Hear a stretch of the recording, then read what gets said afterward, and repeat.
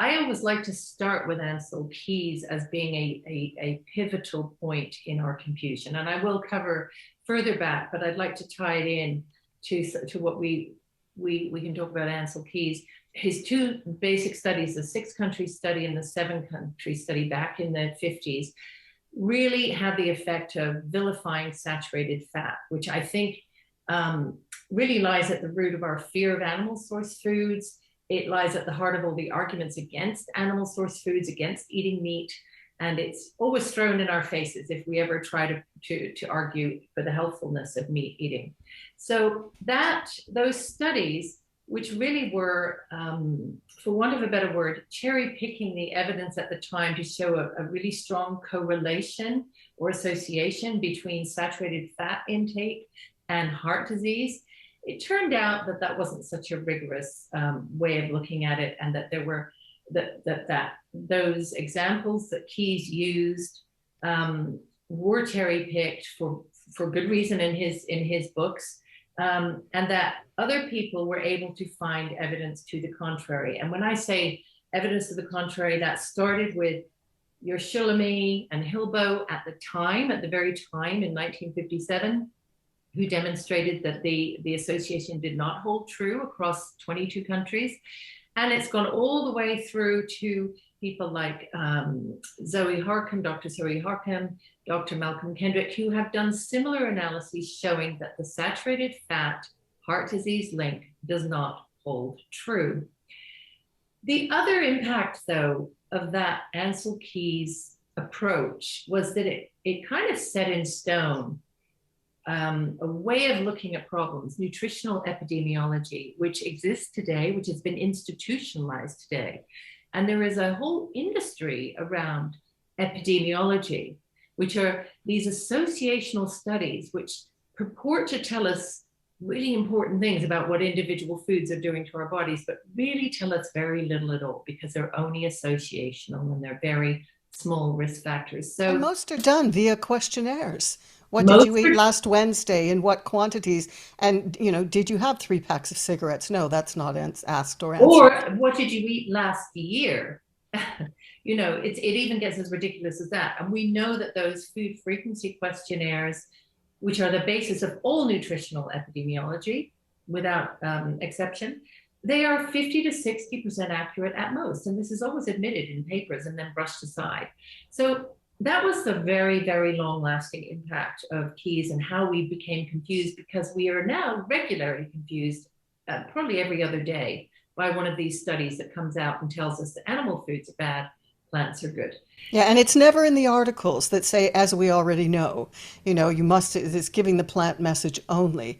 You never find that there's the history or a link to the history. It's just, as you say, incontrovertible fact. That's how it's grown through the Yeah, media messaging, which we'll look at later as well. And yeah, John Yudkin, the British, was he a pathologist or physiologist? And he wrote Pure, White, and Deadly. that's And he right. was saying it's all to do with the sugar, carbohydrate insulin model, as opposed to saturated fat is all bad, the demonization Yeah. of fat. So anyway, back to you, Ansel He was Keys, and ahead of if you his can. time, though, wasn't he? He was ahead of his time and he got sidelined. His research got sidelined, as did the research of George Mann. Yeah. Um, and George Mann said that he felt that the diet heart hypothesis, which was Key's hypothesis about saturated fat, was the biggest in medical history, scam, I should say, in medical history. So, yeah, I think we were shortchanged. But then what really happened was that thought process and that antipathy to saturated fat got embedded in the guidelines from 1980 onwards, after the McGovern Commission did its work to try and understand where heart disease was coming from. And ever since then, the guidelines have had this bias against saturated fat, which we can't shift. And one of the reasons that bias has persisted in the guidelines process in North America, which then spills over to other countries, has to do with another of the root causes of this confusion, as it were, which I think is the influence of the Seventh-day Adventist Church. Yeah. And I'll explain what I mean by that. Seventh-day Adventist Church, founded by Ellen G. White, 1863, is founded on the very belief that the Garden of Eden diet was prescribed by God and that is a, vegetables, fruits, and nuts diet. It has no meat in it. And meat is believed in that religion to be sinful and to cause lustful, impure thoughts and worse. So, this belief system, you would think some of your audience might be thinking, well, so what? That's a religion. We've got lots of religions that believe in lots of things. So, but the difference with the Seventh-day Adventist Church is they managed to exert influence over the dietary guidelines process and over dietitians via somebody called Lena Cooper. She was one of the first. She was a protege of John Harvey Kellogg, and she founded the Dietitians Association of America. She wrote the textbook that was used from 1920 onwards, I believe.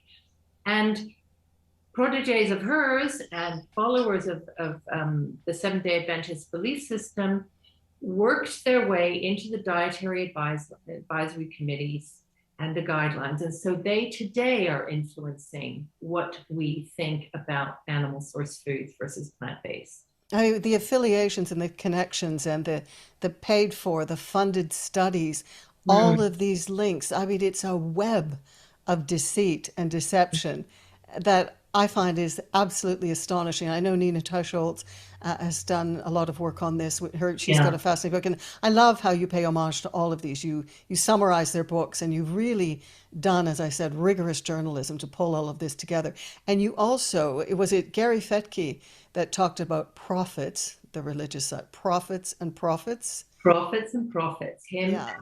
Belinda Fettke. Yeah. So, and this again speaks to the incredibly current nature of the Seventh-day Adventist influence, because Gary Fettke was a doctor he was an orthopedic surgeon, is an orthopedic surgeon in Tasmania, who became convinced that he could help diabetic patients to avoid these terrible amputations, which he was having to do, and that they should be advised on diet. They should have a low sugar diet. And he started to preach, for want of a better word, about that in hospitals. And he started to agitate for better diet. And this caught the attention of the Dietitians Association of Australia. Somebody reported him to AFRA, which is their governing body for medical professionals. And he faced a 4-year ordeal where he was threatened with losing his license simply for advocating for low sugar diets for diabetics and obese patients. Now, Belinda Fettke, his wife, uncovered a whole web of connections and a sort of collusive movement between the dietitians, the cereal companies, and Sanitarium, which is one cereal company which is wholly owned by the Seventh-day Adventist Church. And all of these groups had attempted to silence Gary. And again, he was exonerated eventually after a 4-year trial. But that was only 3 years ago. So again, I mean, shades of Prof. Tim Noakes in South Africa as well. Absolutely, and it was all bullying, mobbing. Yeah, all happening at the same time. Both of them became exonerated about the same time, but at great personal cost to themselves. But the evidence exonerated them, and I know Dr. Zoe Harcombe she had a role in all of that, and some of the many others that are presented in your book. But that at email, and Prof. Noakes and Gary Fettke could be vilified and mobbed and bullied for telling the truth. Yeah. Is just incredible. But it shows you the power of these affiliations, and one email here and one letter there, and for ideological vegans and vegetarians who may have nefarious purposes and are only looking at the profit side of the picture, because as we know, and as you'll no doubt help us understand, the profit side of the picture, that's where the market can grow. Cheaply made products made of plants can be sold at a premium eventually by all of these makers of, they've kind of run out of room on the cereal front.